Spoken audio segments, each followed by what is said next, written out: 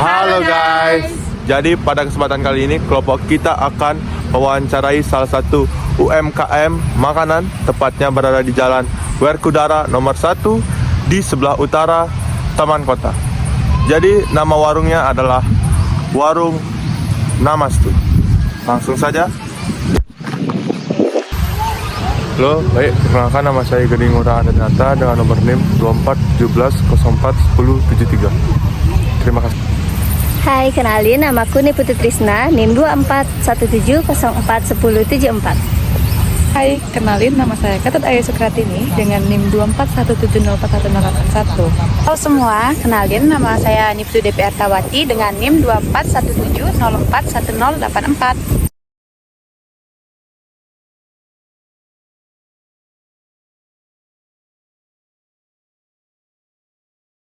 Kalau boleh tahu, Om sejak kapan berjualan nasi? Kalau berjualan nasi sejak tahun 2012, tapi tempatnya bukan di sini. Lalu? Awal bukanya di Jalan Sahadewa, di dekat jalan pintu keluar kampus Umbiksa itu dah. Terus pindahnya ke sini mulai berjualan di sini tahun 2014, tapi startnya dari sore aja. Di sana jualan pagi, di sini jualan sore gitu kan. Untuk latar belakang buka usaha ini apa Om ya? Kalau boleh tahu. Latar belakangnya sih sebenarnya kebutuhan ekonomi sih.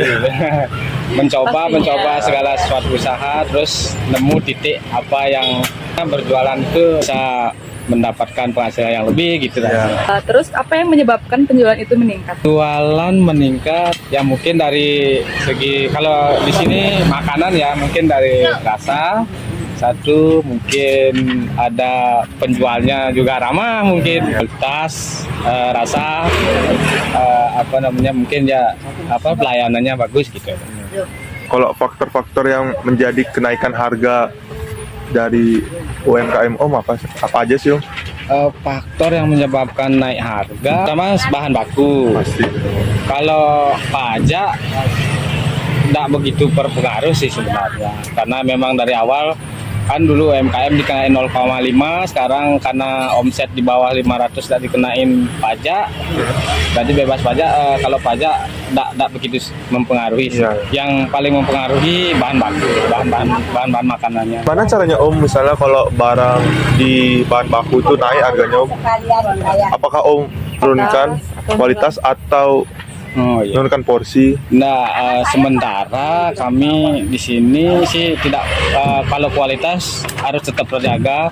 Kemungkinan porsi yang dikurangi kalau misalnya udah naik, biar mengikuti harga yang lama itu porsinya yang diturunkan. Oh, iya. Mana permintaan konsumen terhadap barang yang dijual? Misalkan kan Om menjual nasi, permintaan konsumen itu bisa dipenuhi? Sementara kalau di sini kadang-kadang sih ada yang tidak bisa dipenuhi, kadang-kadang 60% sih bisa dipenuhi. Bagaimana penawaran konsumen terhadap barang yang dijual Om? Sementara ini ya normal aja sih. Misalkan ada nggak yang menawar di luar batas? Laras kalau belakang ini enggak sih ada yang nawar selalu signifikan itu ya, mungkin karena ada sudah sering kenal gitu, misalnya minta yang porsinya kecilan dan dikit lah, oke lah, nggak apa-apa. Apa peluang terbesar Bapak untuk membuka usaha ini Pak? Apakah karena hobi atau kegiatan yang lain? Saya sama istri sama-sama senang memasak sih. Berarti dari hobi bersama jadi bisa Ya, buka usaha. akhirnya coba-coba buka warung gitu. Apa kendala yang dihadapi selama membuka usaha? Kendalanya awalnya sih banyak kendalanya. Pertama kan karena awal jualan konsumennya masih sepi, terbatas ya, karena belum banyak yang tahu. Kelama-kelamaan karena sudah sering dilihat gitu, mungkin jadi banyak teman dari mulut ke mulut mungkin. Bagaimana persaingan yang terjadi antara warung Bapak dengan warung lain? Apakah ada persaingan tidak sehat atau yang lainnya? Kalau sementara ini sih sehat-sehat aja sih, karena semua adalah temen nih yang jualan Ya. sini. Karena jenis jualan juga beda-beda. Ya. Pernah mengalami kerugian dalam usaha ini? Pernah karena awal-awal jualan sih Kalau sekarang kita udah biasa, kalau udah bisa menargetkan, oh hari ini habis segini. Bisa. Permintaan adalah keinginan konsumen terhadap suatu barang dan jasa pada harga dan waktu tertentu, di mana hukum permintaan menerangkan bahwa semakin rendah harga suatu barang, maka semakin tinggi tingkat permintaan yang diminta oleh konsumen. Begitu juga sebaliknya. Nah, adapun faktor-faktor yang mempengaruhi tingkat permintaan pada warung Namastu, yaitu yang pertama karena faktor kebutuhan, di mana nasi merupakan kebutuhan dari masyarakat. Dan banyaknya kalangan anak muda yang merantau untuk memilih membeli nasi di warung Namastu karena harganya terjangkau dan tempatnya yang strategis.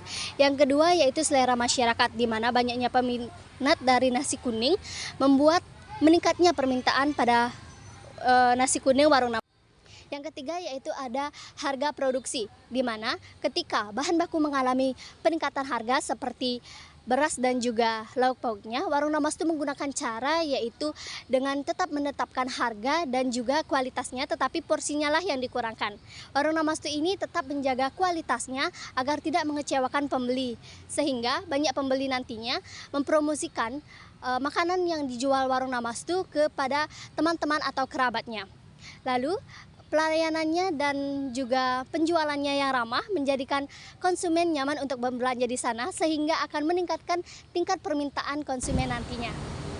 Penawaran adalah jumlah barang atau jasa yang ditawarkan penjual kepada pembeli pada tingkat harga tertentu dan pada periode waktu tertentu. Nah, hukum penawaran mengatakan semakin tinggi harga yang ditetapkan, maka semakin tinggi juga jumlah barang yang akan ditawarkan. Jadi, adapun faktor yang mempengaruhi tingginya tingkat penawaran, yaitu yang pertama ada biaya produksi, yang dimana biaya produksi yang tinggi akan membuat produsen menawarkan barang dalam jumlah yang sedikit atau menaikkan harga untuk menjaga profitabilitas, yang dimana biaya produksi yang dimaksud di sini adalah ada bahan baku seperti beras, ada biaya sewa dan juga biaya upah tenaga kerja. Selanjutnya ada kebijakan pemerintah. Kebijakan pemerintah yang dimaksud di sini ada pajak dan subsidi. Jadi, dari wawancara yang telah kami lakukan terhadap salah satu pedagang UMKM yang bernama Warung Nasi Namastu, dapat kami analisis bahwa penawaran yang terjadi masih tergolong normal, yang dimana narasumber mengatakan bahwa sampai saat ini belum ada penawaran yang sampai melewati batas ketentuan harga normal. Mungkin karena di antara penjual dan pembeli sudah saling mengenal dan juga langganan. Jadi ketika ada yang ingin meminta harga di bawah ketentuan harga normal yaitu 10.000, maka akan diberikan oleh penjual tetapi dalam porsi yang lebih sedikit. Jadi penjual di sini menetapkan harga yang tinggi dan juga menawarkan barang yang dalam jumlah banyak, dan juga pembeli bersedia untuk membeli barang tersebut dalam harga yang ditawarkan oleh penjual. Permintaan konsumen terhadap barang yang dijual masih bisa dipenuhi karena banyaknya pelanggan yang menyukai barang yang dijual seperti nasi kuning, nasi campur, dan nasi ayam betutu dengan harga terjangkau dapat dipenuhi oleh konsumen atau produsen. Sedangkan untuk penawaran, penjual menawarkan harga dengan harga 10.000 dan itu dapat diterima oleh pembeli, dan pembeli bersedia untuk membeli nasi dengan harga 10.000. Walaupun ada beberapa orang yang ingin membeli nasi di bawah 10.000, tapi itu masih bisa terpenuhi dengan porsi yang lebih sedikit. Jadi di sini sudah terbentuklah keseimbangan pasar di antara permintaan dan penawaran, yang dimana jumlah harga yang diminta konsumen sama dengan harga yang ditawarkan oleh produsen. Saran kelompok kami untuk Warung Namastu dan UMKM khususnya yaitu: Yang pertama, para UMKM bisa mengikuti event-event atau kegiatan lainnya untuk memperkenalkan produk mereka ke konsumen lainnya. Dan yang kedua, UMKM Warung Namastu bisa lebih memasarkan produk mereka lewat GrabFood, ShopeeFood, dan lainnya untuk menambah pendapatan. selanjutnya yaitu inovasi produk. Cari cara untuk mengembangkan dan menginovasi produk agar tetap mengikuti zaman, agar tetap diminati oleh para konsumen. Nomor 4 yaitu sarana kreatif. Gunakan pemasaran yang menarik dan kreatif. Contohnya menggunakan influencer. Seperti contoh, kalau di Singaraja itu ada namanya Alit Hermawan, dan kalau di luar itu Tamboikun.